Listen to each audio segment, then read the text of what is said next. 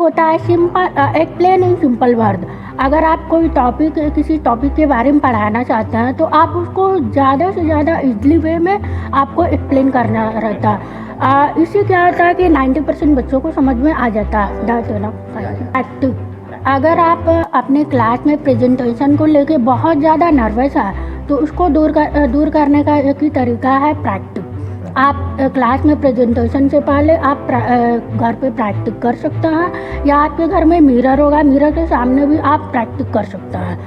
तो इससे क्या होता है कि आप जिस फील्ड में जितना ही ज़्यादा प्रैक्टिस करते हैं आप उस फील्ड में उतना ही ज़्यादा एक्सपर्ट बनते जाते हैं। Hello guys, my name is Preeti Yadav. I have completed DLED from Allahabad University in 2023. I belong to Devarga. या आप 2023 में मतलब सी टेट या फिर जो भी ग्रेजुएशन पास कर दी थी, राइट? तो ओके, आपको ये बताना है कि एक्चुअली में हम अपने वर्किंग स्किल्स जो टीचिंग लाइन्स होते हैं उसको हम कैसे ग्रोथ करते हैं, राइट? तो आपके पास एक्सपीरियंस 7 इयर्स का है, सिंपल। तो आप कैसे यहाँ तक पहुँची, सी टेट कैसे पास की, इसके बारे में थोड़ा बताएंगे आप? जी, अभी आपने पूछा कि टीचिंग स्कूल को इम्प्रूव करने का, राइट। तो मैं उसको 4 स्टेप बताऊंगी जो आपको फॉलो करना है। फर्स्ट स्टेप होता है कॉन्फिडेंस। अगर आप किसी भी काम को करने के लिए रेडी हैं या फिर करना चाहते हैं तो आपके अंदर कॉन्फिडेंस होना चाहिए। आपको खुद में विश्वास होना चाहिए। I can do this work, मैं ये काम कर सकती हूँ। तो अगर आपके पास टीचिंग एक्सपीरियंस नहीं है, आप टीचिंग एक्सपीरियंस करना चाहते हैं तो आपको खुद में विश्वास रखना ज़रूरी होगा। तो maintain confidence and be ready mentally, तभी आपका टीचिंग इम्पैक्टफुल होगा। और सेकेंड नंबर पे आता है नॉलेज। अगर आप किसी टॉपिक को सिलेक्ट कर रहे हैं तो आपको उस टॉपिक में प्रॉपर नॉलेज होना चाहिए। अगर आपके पास प्रॉपर नॉलेज नहीं रहेगा तो आप दूसरों को कैसे बताएंगे? तो आपको उस टॉपिक में जो भी डाउट है तो आप उसको ऑलरेडी क्लियर कर दीजिए। इससे क्या होता है कि आपको जितना नॉलेज होगा आपका कॉन्फिडेंस उतना ही हाई होता जाएगा, इंक्रीज होता जाएगा। तीसरे नंबर पे होता है प्रैक्टिस। अच्छा, इसमें आपने दूसरा स्टेप जो बताया एज ए तैयारी करने का, ठीक है, वो तो सही है, बट क्या आप ऑफलाइन कर दी हो या फिर ऑनलाइन, इसको कैसे किया जा सकता है? एज अ ऑफलाइन लेके चले या फिर ऑनलाइन लेके चले, कौन से इन दोनों में से बेस्ट रहेगा आपके लिए? ये दोनों के लिए बेटर है। ये बेस्ट है। एज अगर हम ऑफलाइन करते हैं तो हमको कॉलेज में जाकर करनी पड़ती है, as it is as a coaching join करना पड़ेगा। अगर आप सी टेट की तैयारी करना चाहते हो तो ऑनलाइन भी घर बैठे के आराम से कर सकते हो अगर कोई करना चाहे तो। क्या तो आप दोनों में से कौन सा चूज़ की थी, एज अ ऑफलाइन या ऑनलाइन? ऑफलाइन या आ गया जी। तीसरे नंबर पे आता है प्रैक्टिस। अगर आप किसी भी मतलब फ्रेशर हैं या बिगनर हैं तो आपको प्रैक्टिस।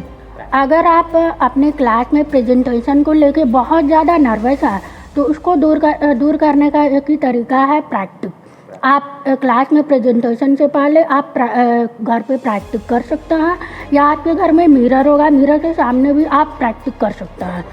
तो इससे क्या होता है कि आप जिस फील्ड में जितना ही ज़्यादा प्रैक्टिस करते हैं आप उस फील्ड में उतना ही ज़्यादा एक्सपर्ट बनते जाते हैं और नॉलेज भी उतना ही ज़्यादा इंक्रीज होता जाता है, हाई लेवल होता है। आप अभी जस्ट प्रेजेंटेशन की बात की, राइट? तो प्रेजेंटेशन का मतलब कहने का ये है कि अगर आप किसी भी टीचिंग लाइन में जा रही हो, सिंपल है ना, तो आपको कोई भी एक टॉपिक्स को पकड़ना है और अपने स्वयं से बोलना है ना, एज अ मिरर के सामने या फिर आप अकेले एज अ एलोन, राइट? तो उससे क्या होता है कि आपकी जो वॉइस होती है या फिर बोलने का जो कम्युनिकेशन स्किल्स होता है वो काफ़ी तगड़ा होता जाता है, ताकि आप कहीं भी 10 या फिर 1000 लोग के बीच में अच्छी तरीके से आप प्रेजेंटेशन को दे सकते हो, है ना? तो आप ऐसे भी कर सकते हो जो इनसे बहुत अच्छी तरीके से उनको सीखेंगे, राइट? आगे 4 स्टेप होता है simple explain in simple word.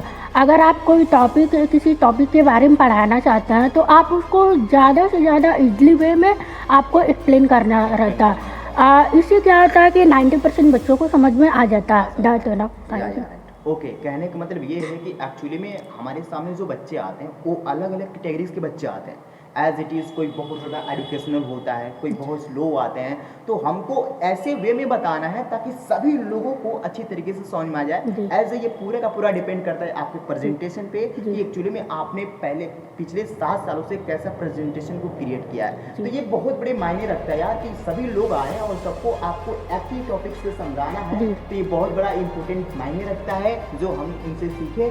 सभी को पता है कि आज मेरे साथ प्रीति जी थी जो कि एज अ सी टेट की पूरी तरीके से हमको हमारे साथ एक्सप्लेन करके बताई कि एक्चुअली में आप सी टेट कैसे पास कर सकते हो, एज कि अगर आपको अपने फ्यूचर लाइफ में अच्छी तरीके से टीचिंग को ग्रोथ करना है तो आप कौन कौन से स्टेप को फॉलो कर सकते हो, जो कि हमको बहुत एज ए एजुकेशनल मोड में बहुत कुछ सीखने को मिले।